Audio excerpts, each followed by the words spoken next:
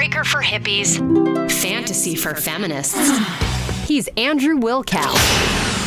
And this is the Wilkow Majority. All right, we're going to be joined in studio by Stephanie Shepard from Lipstick Conservative. She is the wife of our friend Terry Shepard, a.k.a. the guy from Warriors on the History Channel. Joining me in studio is Stephanie Shepard from Lipstick Conservative. How are you doing? I'm good. How are you? Thanks for having me. We first met. Terry brought you to the Tea Party last year. Exactly. And you blogged and took pictures and you had fun at Brother Jimmy's with all those crazy Tea Partiers. Yeah, I like to say I took him. Now, we were talking earlier about gender identity. Not to bring in a discussion of gender identity. I think it's funny how we have feminists who will say, well, conservative women aren't good for the women's agenda. Well, who decided you own what is the women's agenda? Who gave you the right to dictate what a real woman is? And what's funny, we were talking about the J. Crew painting the pink toenails thing. If I question what a real man is based on sexuality or gender, let's say, well, you can't say that. Well, a second ago, you just told me that these women aren't good for the women's agenda, as if you own what a woman is. Now you're telling me I can't tell you what a man is? Yeah, well, it kind of goes to why I even created my column, because the Lipstick Conservative, it's a play because I'm a female, I'm a conservative Republican, and the image of a Republican woman is dowdy. I don't know whether, because I got to be honest with you, Republican women tend to be way better looking. Well, we know that because we are conservatives, so we know the population. But in general, I feel like the liberals kind of paint us as kind of square, dowdy, unattractive, or just kind of really tight. Like that Janet Reno. Yeah, exactly, and kind of tight and cold. Like that Janet Napolitano. And frigid.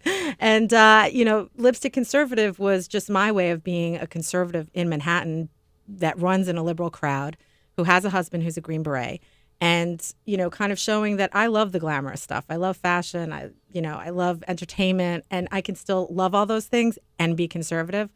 And, when it comes to women's rights, I mean, I'm as much as a feminist, but not in a liberal way. I believe in the strength of women, and I believe that, we have a lot to say, and, there you go.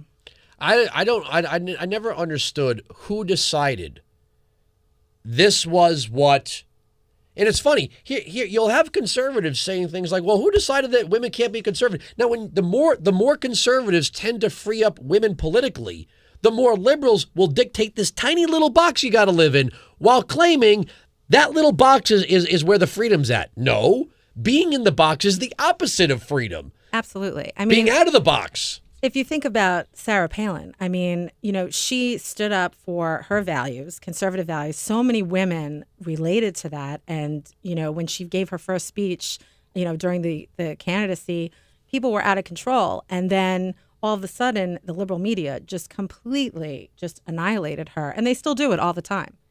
I think there's an envy there. I think she has gone places that no other woman has gone before. And I have a thing called the Wilkow Guide to Two-Way Media Perception. If you're attractive and you're a liberal, take Michelle Obama and Nancy Pelosi. You're stunning. You're a trendsetter. Did you just say Nancy Pelosi was Yeah, attractive? when she first became Speaker of the House, they were focusing on, everybody wants to have that necklace she's wearing. Right. Oh, look how glamorous Nancy Pelosi is. We're always hearing how glamorous Michelle Obama is. Yes. She works out like a warrior. She's a health nut. Look at her. She's so beautiful.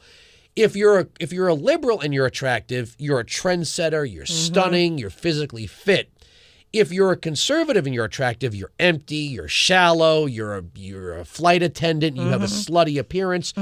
If you're unattractive and you're a liberal, you're too intellectual to be concerned with your appearance. If you're a conservative, you're just ugly. Well, not only that, but you're also uneducated. Well, there's another one.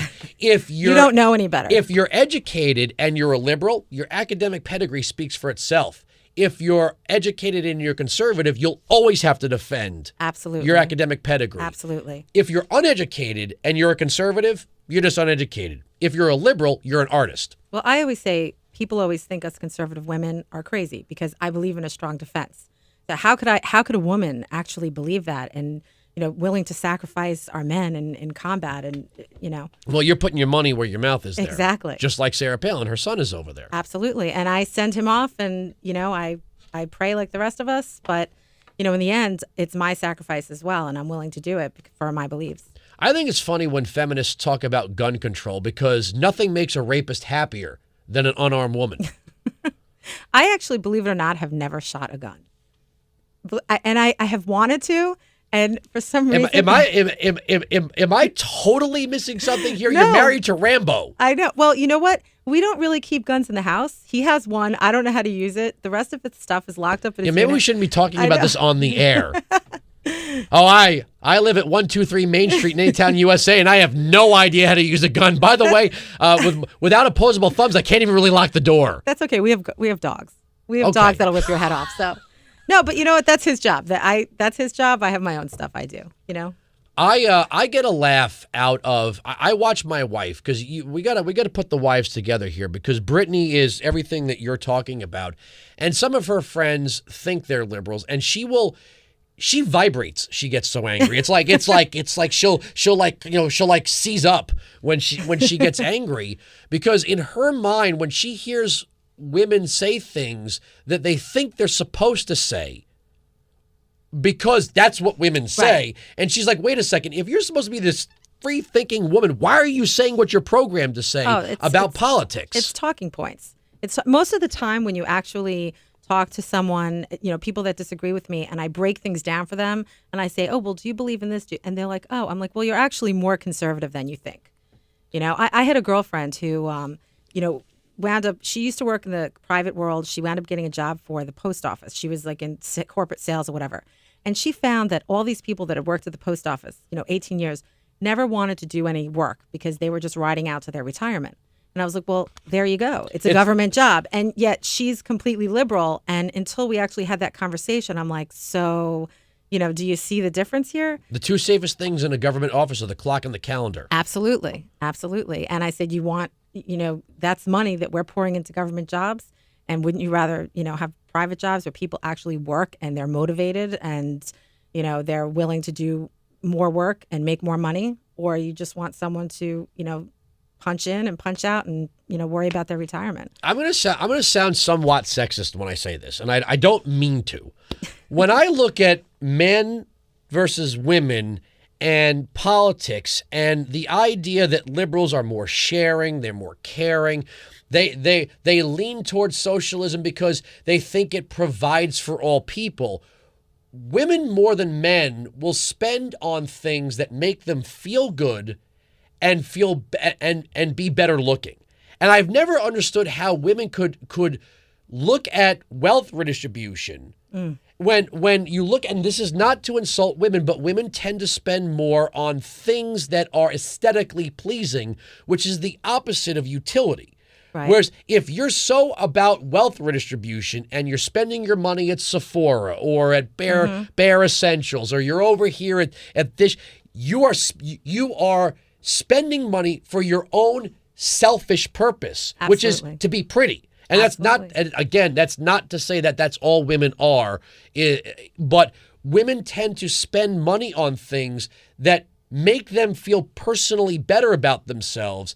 And then we'll say, well, we need to redistribute wealth. Well, why don't you start by giving up all of these luxury items that you've become accustomed to? I mean, living in New York City, a lot of my friends, women that I've known throughout the years, I mean, they work hard, and they work hard to pay for a nice apartment, to be able to buy tons of designer clothes. And like you said, if there's wealth redistribution, excuse me, they're going to have to give it all up. No, the idea is that you voluntarily give it all up. Right, exactly. You should be saying to yourself, this is wrong. Why am I spending $200 on a pair of shoes? There's somebody who's starving. Exactly. Why am I buying these things that have no real value in life other than to make me more pretty, which is totally unnecessary because I'm so intellectual. I'm going to deny myself all these things for the greater good of humanity.